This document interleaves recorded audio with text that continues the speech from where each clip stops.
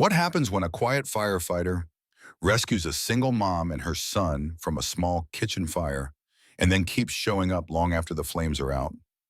Claire is terrified to let anyone in again, but Jake isn't ready to walk away. This is a story about fear healing and the unexpected ways people can become family. Stay with me because this is one heartwarming journey you won't want to miss. The smell of burning oil hit Claire before the smoke did. She had only looked away for a minute, just 1 minute to help Eli find his missing sock. By the time she rushed back into the kitchen, the pan on the stove was already blazing. Orange flames licked up toward the microwave above smoke curling thick and fast toward the ceiling. She froze for 1 second, just 1 second too long. Mommy Eli's voice behind her was small and scared. Claire snapped into motion. "Back up, baby, back up!" She grabbed a dish towel, tried to flap it at the flames, but that only made it worse. Panic tightened around her throat. Her hands shook. She couldn't breathe, couldn't think. The fire alarm started blaring. She turned, scooped Eli into her arms, and bolted for the front door, kicking it open with her foot as smoke poured out behind her. The night air hit her lungs like ice water. Her heart thundered as she sat Eli down and dropped to her knees in the grass outside their apartment building. She wrapped her arms around him, rocking slightly, whispering, "It's okay, it's okay, it's okay," even though nothing felt okay. Sirens wailed in the distance, growing louder. When the fire truck pulled up, lights flashing red against the building's brick exterior, Claire's breath caught in her throat again, not from fear this time, but from sheer adrenaline collapse. Firefighters jumped down, barked orders to each other, and rushed toward the unit. One of them, tall, calm, with soot already dusted on his jacket, walked straight toward Claire and knelt in front of her and Eli. "You the ones from Unit 3B?" he asked, voice steady. Claire nodded mutely. "You did the right thing by getting out." His eyes flicked to Eli. "Hey, buddy, that was a scary one, huh?" Eli clutched Claire tighter but nodded. The firefighter offered a small, soft smile. "I'm Jake." "What's your name, little man Eli?" he whispered. "Well, Eli," Jake said, reaching into a pocket and pulling out a little plastic badge sticker, "you're officially a junior firefighter now." Eli blinked. His trembling fingers reached out to take the sticker, and for the first time since they'd run out of the apartment, he cracked a tiny smile. Jake looked back at Claire. "Anyone else inside?" She shook her head. "Just us." He nodded. "Good. The guys will handle the fire. Looks like it started in the kitchen." She nodded again, shame pressing hot against her chest. "Oil on the stove. God, I should have known better." Jake's expression didn't shift. "You got your son out. That's all that matters." She looked down, tears stinging her eyes. "I feel like an idiot." He said nothing for a moment, then gently offered a blanket. "You're not. You're scared. That's allowed." They waited outside for what felt like an hour but was probably 20 minutes. A neighbor brought out water bottles. Eli curled up next to Claire on the curb, his head on her lap, finally dozing off. Jake returned once the smoke cleared, crouching beside them again. "Kitchen's a mess, but it's under control. Smoke damage in the hallway, but the bedroom's okay. You'll probably want to stay somewhere else tonight if you can." Claire nodded. "I'll call my sister. She's about an hour away." "Good," he said. She hesitated, then said softly, "Thank you." Jake gave her a tired, crooked smile. "Just doing my job. But I'll swing by tomorrow, make sure the inspector gets here, and help with whatever's next." Claire blinked. "You don't have to do that." "Maybe not," he said, "but it looks like you've got your hands full." His eyes moved to Eli's sleeping form, the little badge sticker still clutched in one hand. Claire looked away, flustered. "Thanks." Jake stood. "Get some rest. Tomorrow's going to be a lot." And just like that, he was gone, walking back to the truck, blending into the night, the last to leave. Later at her sister's house, after Eli had been tucked into a guest bed, and Claire finally sat alone with a cup of tea she couldn't bring herself to drink, the events of the night washed over her in waves, the smoke, the panic, Eli's wide eyes, her own shaking hands. And then Jake, steady, quiet, present. She didn't know why it mattered that he said he'd come back tomorrow, but somehow it did. She stared out the window into the dark, still shaken, still ashamed. But she'd remember the way he said, "You are not an idiot. You're scared. That's allowed." For the first time in a long time, someone had said the exact thing she didn't know she needed to hear. Claire didn't sleep well even in her sister's guest room, far from the charred kitchen and the stench of smoke that still clung to her hoodie. Her brain replayed the fire again and again in flickering, looping terror.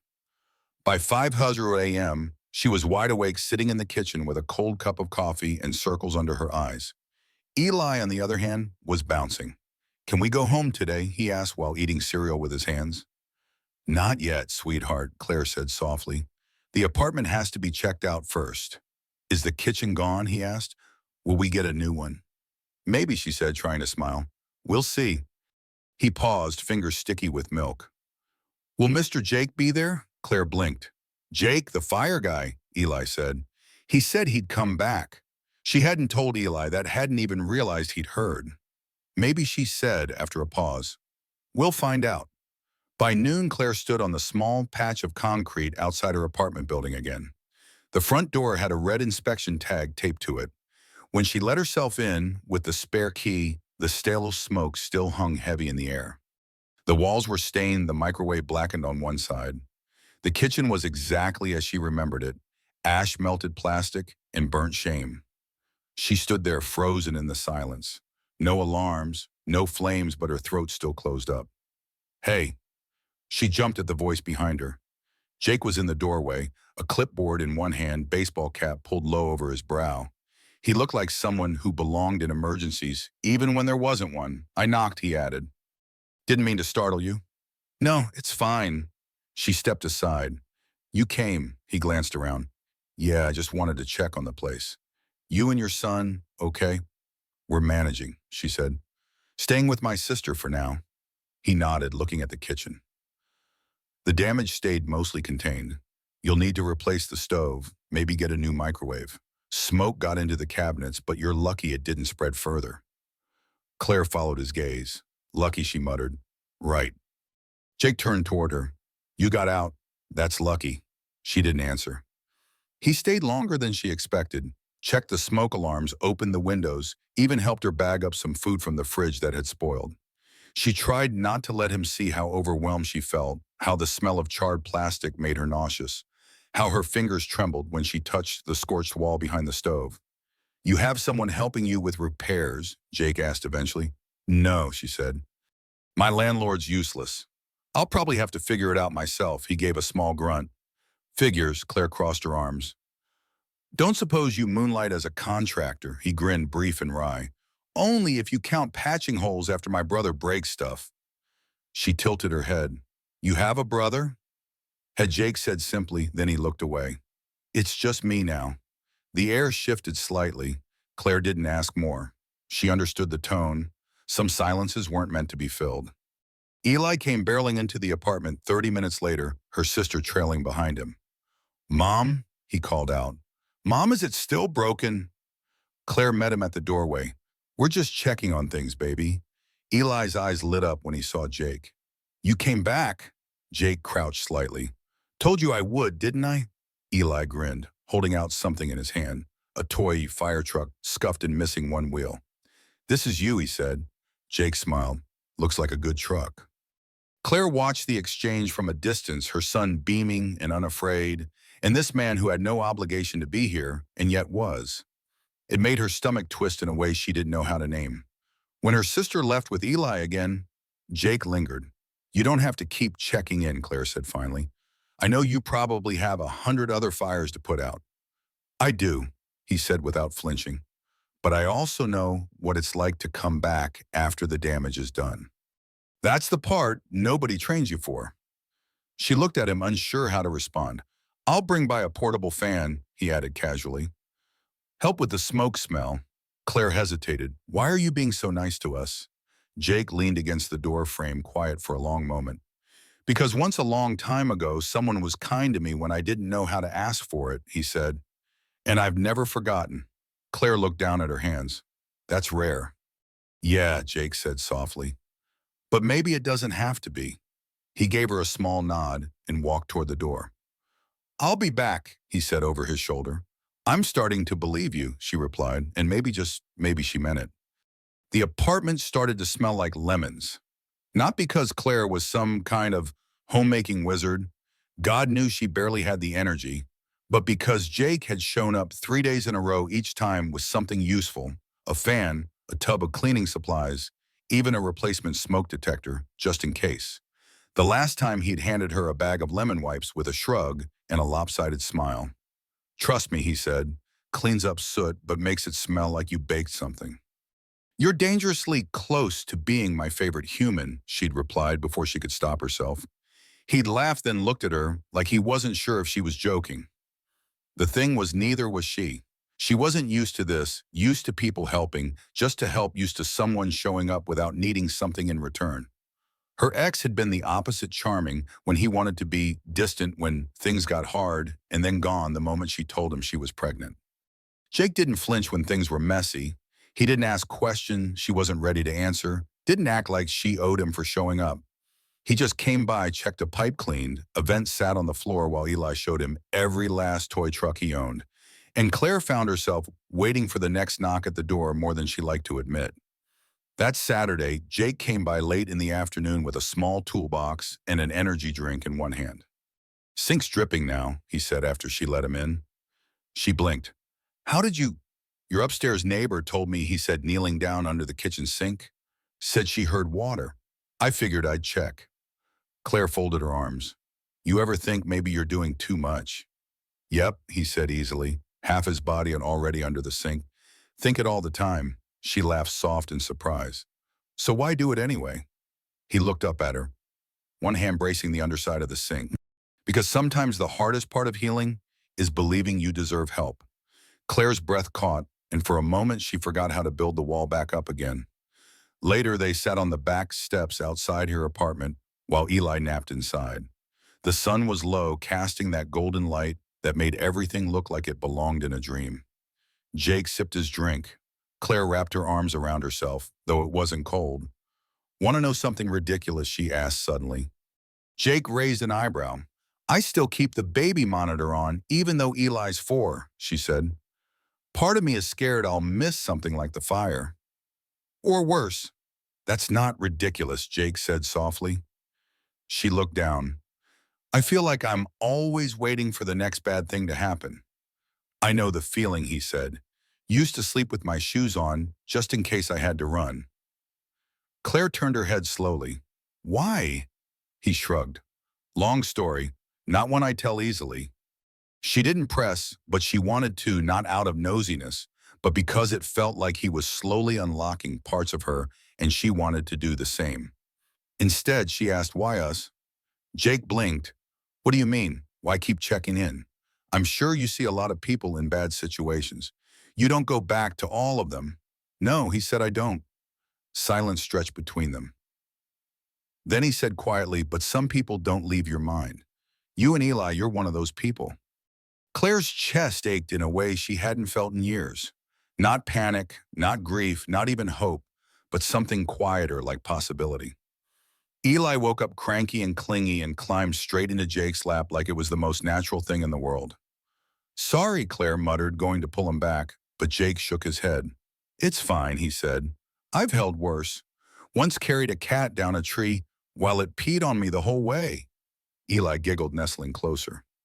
Claire stared at them, this firefighter, with soot still under his nails, and her son resting against his chest, and her walls cracked a little more. Jake wasn't asking for anything, and that somehow made her want to give him something real. That night, after Jake left and Eli was finally asleep, Claire stood in the kitchen, running her hand over the scrubbed countertop. She glanced toward the baby monitor, then out the window where Jake had stood. The kitchen had burned, but the house still stood, and maybe, just maybe, she wasn't the only one still trying to rebuild from the inside out. Claire started pulling away before she even realized she was doing it. The call she used to return within minutes now went unanswered for hours. The door she used to unlock the moment she heard his knock, now she waited just a little too long before opening. And when Jake did come in, she always seemed to have something on the stove or a pile of laundry to fold or a reason not to sit and talk. Jake noticed, of course he did, but he didn't say anything, just nodded, helped with whatever needed doing, and left a little quicker each time. And that more than anything made her heart ache. It had been 2 weeks since the fire. The kitchen had been scrubbed to a dull shine. The walls still carried faint shadows of smoke, but things looked normal again. Too normal. Claire found herself watching the door some nights, heart tight in her chest, willing a knock that never came because she'd made it clear, maybe not with words, but with her distance, that she didn't want him to keep showing up, even if that wasn't true. "You miss him," Eli said one morning, dragging his spoon through cereal. Claire blinked. "Who, the fire guy?" he said matter-of-factly. "Jake." She smiled tightly. "You miss him, you mean?" He shook his head. "No, you do. You smile when he's here." Claire's throat tightened. "Do I?" Eli nodded unfazed. "But you don't let him stay anymore." She couldn't explain it to her 4-year-old, couldn't say how terrified she was of getting used to someone, of needing someone again, of believing this time would be different, because the last time she'd let someone stay, they left anyway. Jake didn't come by all week, and then the storm hit. The sky turned charcoal by mid-afternoon, and the wind screamed through the trees like something alive. Rain battered the windows hard enough to rattle the glass.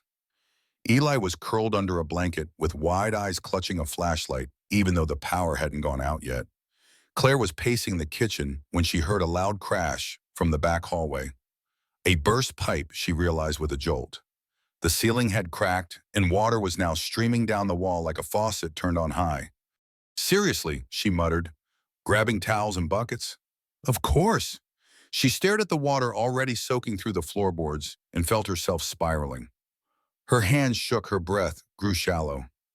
It was too much again. Something always broke, something always collapsed, and she was always the only one there to fix it, except her fingers hovered over her phone. She hesitated for a long time, and then, almost like her body acted before her mind caught up, she hit the contact that had stayed pinned to the top of her list for days. Jake. He arrived 20 minutes later, soaked through and out of breath. "Pipe burst?" he asked, already scanning the hallway. She nodded, unable to speak. "Where's Eli?" he asked. "Sleeping somehow." Jake gave a quick nod. "Okay, let me see what I can do." And just like that, he was back, his shirt sticking to his back tool bag, in one hand, flashlight clenched between his teeth as he crouched under the sink. He worked with quiet intensity, muttering to himself, adjusting valves, stuffing rags into place. Claire stood in the doorway, arms wrapped around herself. "I'm sorry," she said suddenly. Jake looked up. "For what?" "For pushing you away." He didn't answer right away, just kept working, sealing off the leak before sitting back on his heels. "You don't owe me anything," he said. "You never did." "I know," she said. "That's part of why it scared me." He looked at her, then really looked at her. His eyes were tired but kind patient. "I didn't mean to make things harder," he said. "I just wanted you to know you weren't alone." She stepped into the room slowly. "I've spent so long keeping people out because needing someone has never ended well for me." "I get that," Jake said softly. "Trust me." They stood in silence, broken only by the distant rumble of thunder and the steady dripping from the hallway. Then Jake added, "But not everyone leaves." Claire's voice cracked. "And how do you know which ones won't?" He didn't smile, didn't offer any poetic answer. He just said, "You don't, but sometimes they keep showing up until you start to believe they will." Eli patted out a few minutes later, rubbing his eyes. Jake crouched down. "Hey, little man, you okay?" Eli yawned. "You came back." Jake tousled his hair. "Always." Claire watched them, watched her son lean into Jake's shoulder without hesitation, watched Jake pick him up without thinking, and something inside her shifted. The storm outside hadn't let up, but the one inside her, maybe just maybe, was starting to clear. The pipe was fixed, the towels were drying, and Jake was still there. Claire stood in the middle of the kitchen, arms crossed, eyes on the floor. Jake leaned against the counter, arms smeared with grease and water stains, his hair still damp from the storm. Neither of them spoke until finally, quietly, Claire said, "You could have just not come." Jake's voice was steady. "Yeah, I know." She looked up, her eyes glassy. "Why did you—" He exhaled through his nose like he'd been holding it in for hours. "Because I don't like leaving things broken." Claire flinched because that hit too close, too deep. Jake stepped forward just one step. "I'm not trying to fix you, Claire, or Eli. I know I can't." Her voice cracked. "But you keep showing up like you can." "I show up because I care." he said gently. That's it. That's the whole reason. Claire sat down hard at the table, shoulders slumped. I don't know how to do this. Do what? Let someone care, she whispered. Let someone stay. Jake didn't move her but the house for a moment, then he crossed the room and sat across from her, close enough to touch, if either of them dared. I didn't know how either, he said. Not at first. She blinked at him, surprised. Jake looked at his hands. After my dad died, I shut down for years, pushed everyone away. It felt safer to do things alone than risk needing someone who might leave. Claire's heart pulled. You never talk about him. I don't talk about a lot of things, he smiled sadly, but maybe I should. They talked, really talked, for the first time since the fire. The silence between them wasn't heavy, it was warm, shared. Trust began to stretch between them like a fragile thread, something stitched together slowly by presence, not pressure. Jake told her about being the youngest on the crew, always trying to prove himself about the first house fire he ever walked into, and how the smell of burning drywall stayed on his clothes for days, about how sometimes the worst damage was the kind no hose could reach. Claire told him how lonely pregnancy was when the father disappeared, how Eli was the only good thing that came from a stretch of her life filled with shame and fear, how she still checked every outlet in the kitchen twice before bed, now just in case. Jake listened like he was absorbing every word, no judgment, just space. Eli woke up from his nap again and wandered in, blinking. Jake scooped him up without being asked, settled him in his lap like they'd done this 100 times before. Claire leaned in the doorway watching them, and something in her broke open, not in a painful way, in a necessary one. After dinner, pasta thrown together hastily but devoured like it was gourmet. Claire walked Jake to the door. He hesitated, hand on the knob. I should let you get some rest. She nodded but didn't move. Jake looked at her. You okay? Claire hesitated, then said softly, You said you don't like leaving things broken. He nodded slowly. Well, she continued, voice shaking just slightly. I think I've been broken for a long time. I don't need you to fix me, Jake, but I don't want to keep pretending I don't want you here either. His eyes met hers, quiet and wide. Claire added, I'm scared every day, but when you're here, it's not as loud. Jake reached out and gently touched her hand. I'm scared too, he said. That surprised her, he added, but I'm not going anywhere. Not unless you ask me to. She stared at his hand wrapped gently around hers, and finally, she didn't pull away. That night, the apartment felt different, not quieter, but fuller, like maybe the fire hadn't taken something from them after all. Maybe it had opened the door for something new, something warm, something steady, something that wasn't going anywhere. The kitchen smelled like fresh coffee and toasted bread. Sunlight spilled through the windows, casting soft shadows across the room. Eli was sitting at the small table, carefully coloring in a picture of a firefighter, his hero, while Claire stood by the counter stirring eggs in a pan. Jake was perched on the edge of the couch, watching the morning ritual with an easy smile that made Claire's chest tighten in the best way. It had been weeks since the fire, and even longer since Jake had first started showing up without hesitation. They had settled into a new rhythm, messy, real, and unexpectedly warm. Mom, Eli said, suddenly holding up his picture. Look, this is you, and that's Jake saving us. Claire chuckled softly. I see it. Jake leaned forward. Looks like I'm the hero now, Eli grinned. You are. Jake reached out, ruffling Eli's hair. I'm just glad I could help. Claire caught Jake's eyes across the room, feeling a flutter of something fragile and hopeful.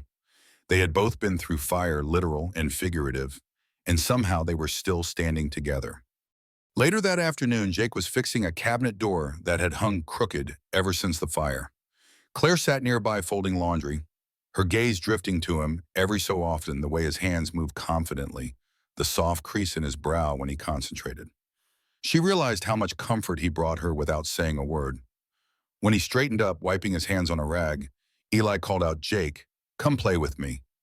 Without hesitation, Jake dropped the rag and crawled onto the floor, making silly faces that had Eli giggling uncontrollably. Claire smiled, warmth filling her heart. This was more than she had dared hope for. As the evening settled, Claire found herself sitting close to Jake on the couch. The silence between them was no longer heavy, but filled with quiet understanding. Her fingers found his, and he didn't pull away. Do you want to stay? She asked softly, her voice barely above a whisper. Jake's eyes met hers steady and sure. I want to be here with you both.